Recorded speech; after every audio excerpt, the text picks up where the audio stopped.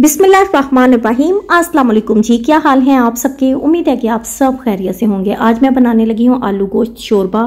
बहुत से लोगों के साथ मसला होता है, जब भी वो आलू गोश्त बनाते हैं प्याज ऊपर तैर रहा होता है। दूसरा ये कि हमारा शोरबा मीठा बनता है और ऊपर तरी अच्छे से नहीं आती है। सारी टिप्स और ट्रिक्स आपके साथ आज शेयर करूंगी। बिस्मिल्लाह करते हैं, रेसिपी की तरफ आते हैं। 2 किलो चिकन के अंदाजे से मैं आपके साथ सारी रेसिपी शेयर कर रही हूँ। 2 कप मैंने कुकिंग ऑयल ले लिया, 5 मैंने प्याज ले लिए हैं मीडियम साइज के। इन्हें ब्लेंडर जार में डालकर अच्छे से मैंने ब्लेंड कर लिया है।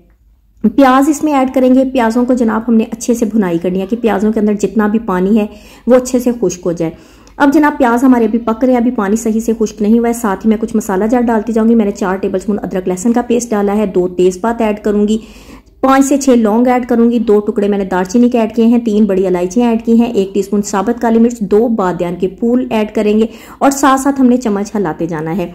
अच्छा जनाब, अब मैं इसमें छोटी सी जावित्री का पीस ऐड कर रही हूँ। 1 टीस्पून मैंने इसमें जीरा ऐड कर दिया है। ये खड़े मसाले इसमें ऐड किए हैं। बेसिकली इस टाइम पर हम जब खड़ा मसाला ऐड करेंगे ना, अच्छे से इसकी पकाई हो जाएगी, अच्छे से भुनाई हो जाएगी और बहुत अच्छी खुशबू आएगी। प्याज अच्छे से हमारा फ्राई हो गया, ऑयल अच्छे से नजर आने लगा। मैं इसमें तकरीबन 2 किलो मैंने चिकन ऐड कर दिया है।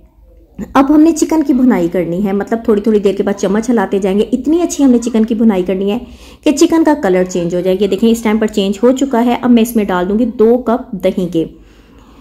हमने इसमें टमाटर यूज नहीं मैं कर रही हूँ, मैं इसमें जस्ट दही यूज कर रही हूँ क्योंकि टमाटर जो है वो हमारे मसाले में शोरबे में नजर आते हैं। बेसिकली हमने एक बड़ा ही जबरदस्त शोरबा रेडी करना है। दही ऐड किया, दही पकना स्टार्ट हो गया। अब मैं इसमें डाल दूंगी 3 टेबलस्पून भरकर सूख मिर्च, 1 टेबलस्पून मैं इसमें नमक ऐड कर रही हूँ, 1/2 टेबलस्पून मैं इसमें हल्दी ऐड करूंगी।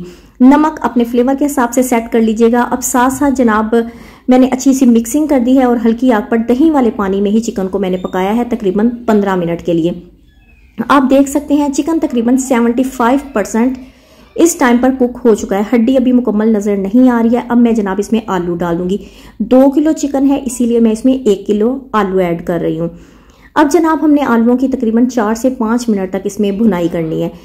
अच्छा जी, अब इसमें हम डाल देंगे शोरबे के लिए पानी हमने इतना डालना है जितना हम शोरबा चाहते हैं। तकरीबन इससे हमने पौना गिलास या 1 गिलास पानी ज्यादा रखेंगे क्योंकि जब ये पकेगा इतना तकरीबन इसमें शोरबा खुश्क हो जाएगा। चूल्हे की आग को मैंने हल्का सा कम किया हुआ है और तकरीबन 15 से 20 मिनट के लिए मैंने इसे पकने के लिए रख दिया। आप देख सकते हैं इस टाइम पर आलू भी बड़े अच्छे तरीके से पक चुके हैं, चिकन भी बहुत अच्छे तरीके से पक चुका है। अब जनाब मैंने चूल्हे को बंद कर देना है। ये आप देख सकते हैं हड्डी बहुत अच्छे से नजर आने लग गई है। अब मैं इसमें 5 से 6 सब्ज मिर्च साबुत ही डाल दूंगी और साथ में थोड़ा सा धनिया डालूंगी। 1 टीस्पून मैं इसमें तकरीबन पिसा गरम मसाला डालूंगी। चूल्हे को बंद कर दूंगी, थोड़ी देर के लिए इस पर ढक्कन देंगे और जब हमने ढक्कन उठाया है तो आप देख सकते हैं इसके ऊपर तरी किस कदर जबरदस्त तरीके से आ चुकी है। आप देखें इसकी लुक, आपको मैं शोरबा दिखाती हूँ कि किस कदर जबरदस्त है। आप देखें किस तरह तरी ऊपर आई है। आप तरी वाला शोरबा भी इसे कह सकते हैं, बहुत टेस्टी बना है। आपने लाजमी ट्राई करनी है। मुझे कमेंट में भी आपने जरूर बताना है आपको मेरी रेसिपी कैसी लगी और अगर आप नए हैं तो मेरे चैनल को सब्सक्राइब कर दें क्योंकि आपका सब्सक्राइब मेरे लिए अप्रिशिएट होता है। इसके अलावा ये कि अपने फैमिली फ्रेंड्स के साथ ऐसी रेसिपीज को लाजमी शेयर किया करें क्योंकि ये भी एक सदका जारिया। आप इसके आलू देख सकते हैं किस कदर अच्छे तरीके से बने हुए। शोरबा देखिए, ये लाजमी ट्राई कीजिएगा। अल्लाह हाफिज।